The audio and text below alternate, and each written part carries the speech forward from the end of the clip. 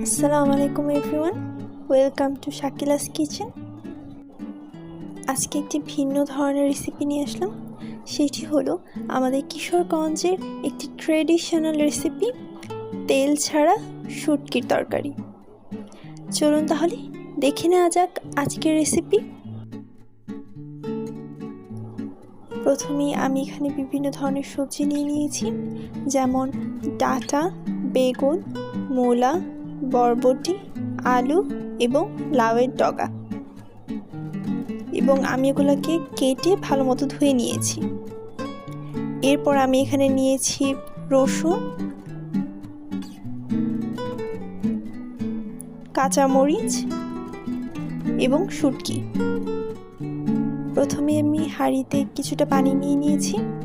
পানিতে আমি ধনিয়ার গুঁড়া, মরিচের গুঁড়া এবং হলুদের গুঁড়া দিয়ে দিয়েছি, দিয়ে একটু নাড়াচাড়া করে নিচ্ছি।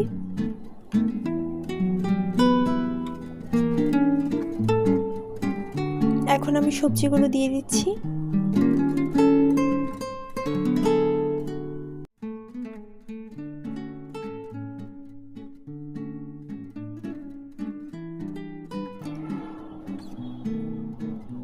এখন আমি পরিমাণ মতো লবণ দিয়ে দিচ্ছি।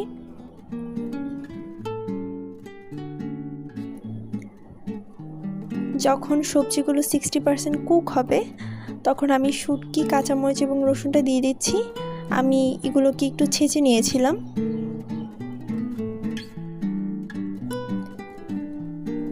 এখন আমি অ্যাড করছি লাউ শাক।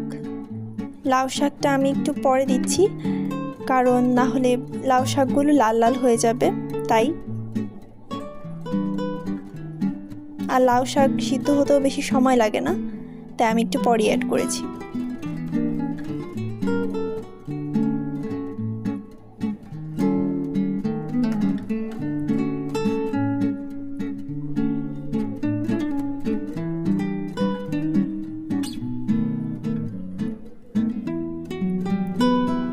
এখন আমি দিয়ে দিচ্ছি ধনিয়া পাতা।